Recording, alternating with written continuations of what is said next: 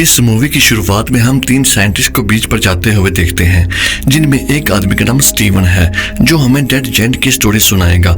असल में समुद्र में एक दिन काफी बड़ा तूफान आया था, जिसकी वजह से एक डेड जेंट बीच पर आ गया था। इस डेड मैन को देखने के लिए लोग बहुत हैरान थे, इसीलिए वो इस डेड जेंट के बारे पुलिस को भी इतला करते हैं, लेकिन कोई भी इनकी बात का यकीन नहीं करता। जैसे जैसे लोग बीच पर आते हैं तो इनके पास सिर्फ जेंट की ही कहानियां थी।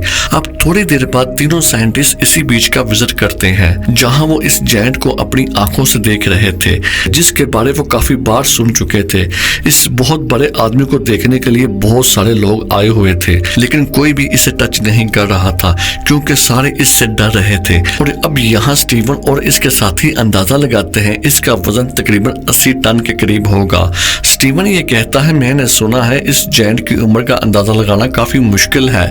स्टीवन इसके फेस और आंखों को देखकर कहता है ये एक यंग जेंट था। वो तीनों साइंटिस्ट इसकी बॉडी के आसपास खड़े होकर इसकी बॉडी का जायजा ले रहे थे। स्टीवन इसके हाथ के पास जाता है, इसके हाथ पर पानी जमा हुआ होता है जो एक तालाब की शक्ल दे रहा था, यानी इसका हाथ इतना बड़ा होता है कि पानी इकट्ठा होने से एक तालाब लग रहा था जिसमें छोटी छोटी मछलियां भी तैर रही थी। स्टीवन ये कहता है कि मैं हैरान हूँ कि आज के दौर में भी ये जेंट पाए जाते हैं। वो पास खड़े लोगों को देखकर कहता है ये जेंट की अनकम्प्लीट कॉपी है। अभी स्टीवन इसे देखकर हैरान हो ही रहा था और तभी इसकी दोस्त इस जेंट की बॉडी पर चढ़ जाती है और ऊपर खड़ी होकर लोगों को कहती है ये बिल्कुल सेफ है, और साथ ही लोगों को कहती है आप भी इस जेंट की बॉडी पर चढ़ सकते हैं।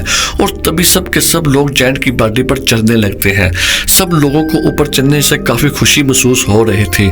कोई इस जेंट की बॉडी पर जंप कर रहा था और कोई खेल रहा था, लेकिन स्टीवन ना तो इसे टच करता है और ना ही इसके ऊपर चढ़ता है। दूसरी तरफ स्टीवन की एक दोस्त इस जेंट के बारे कुछ लिखना शुरू कर देती है, और जैसे जैसे टाइम गुजरता जा रहा था इस जेंट से खेलने के लिए लोग कम होते जा रहे थे, क्योंकि अब सब के सब लोग अपने घर जा रहे थे। और फिर शाम हो जाती है, सब लोग अपने घरों को चले जाते हैं। और फिर हम देखते हैं स्टीवन 3 दिन के बाद यहाँ पर आता है, क्योंकि स्टीवन की तवज्जो 3 दिन से इसी जेंट पर थी और इसके दोस्त भी इसी पर नजर रखे हुए थे, क्योंकि इनके ख्याल में वो जेंट आसपास लोगों से ज्यादा जिंदा था। और थोड़ी देर बाद वो देखता है इसी जेंट पर कुछ बच्चे स्लाइड खेल रहे थे। फिर स्टीवन देखता है कुछ आदमी इस जेंट को काटने की तैयारी कर रहे थे, लेकिन आज वो इस जेंट के पास देर तक रुकने का फैसला करता है ताकि जेंट के पास कोई भी ना हो। लेकिन जैसे ही वो जेंट के पास आता है तो देखता है जेंट के जिस्म के हिस्से खराब होना शुरू हो गए हैं। इसकी बॉडी के पार्ट काफी अजीब दिख रहे थे। थोड़ी देर बाद वो जेंट के कान पर एक लड़की को बैठे हुए देखता है जो इस जेंट के कान पर एक कुर्सी की तरह इस्तेमाल कर रही थी। स्टीवन नोटिस करता है इस जेंट के चेहरे से लुक खत्म हो चुकी है,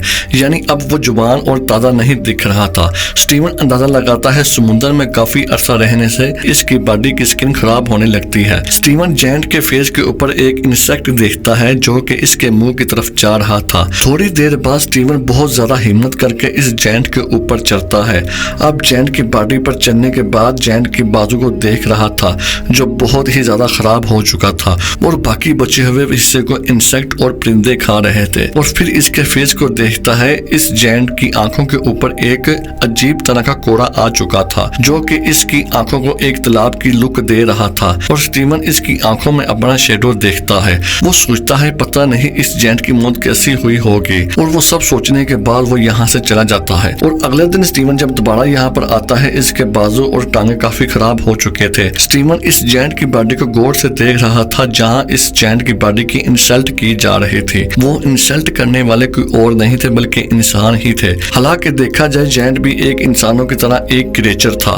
फिर अगले दिन स्टीवन जब दोबारा इस जेंट के पास आता है तो देखता है इस जेंट का सिर भी उतार दिया गया है। परिंदे और कीड़े इस जेंट को खा रहे हैं। सिर के बगैर इसकी बॉडी इंसानों जैसी बिल्कुल भी नहीं लग रही थी। इसके साथ ही स्टीवन और इस डेड बॉडी का रिलेशन भी कम हो रहा था जो कि इस डेड बॉडी ने बनाया था। इसके बाद स्टीवन काफी दिनों तक इस बीच पर नहीं आता। फिर काफी हफ्तों बाद जब बीच पर वो आता है तो देखता है काफी हैरान हो जाता है। अब जेंट के पास कोई भी ऐसी चीज नहीं बची थी जिससे वो इंसान लगे, और बाकी इस बीच पर जेंट की हड्डियां ही बची थी। इसके बाद लोगों का इस जेंट से इंटरेस्ट खत्म हो गया था। फिर काफी महीने गुजर जाते हैं, लोग तो जेंट के बारे भूल जाते हैं। जेंट की बॉडी के अलग अलग पार्ट्स हड्डियां देखने को अलग अलग जगह पर मिलती हैं। कुछ दिन बाद स्टीवन साइकिल चलाते हुए कहीं जा रहा था और फिर अचानक रास्ते में देखता है तो इसे जैंट की एक खोपड़ी दिखती है। और अब हम यहाँ देखते हैं जैंट के कुछ पार्ट्स को सर्कस में भी रखा गया था। और फिर हम स्टीवन को देखते हैं जो अक्सर अपने ख्वाबों में देखा करता था कि जैंट वापस समुद्र में जाने के लिए अपने पार्ट्स इकट्ठे कर रहा है। अब हम मूवी में हमें एक बहुत ही अहम मैसेज बताया गया है कि कैसे इंसान इस दुनिया में आता है, कैसे लोगों को जिंदगियों पर असर छोड़ता है। वो लोग इसे सिखाते हैं और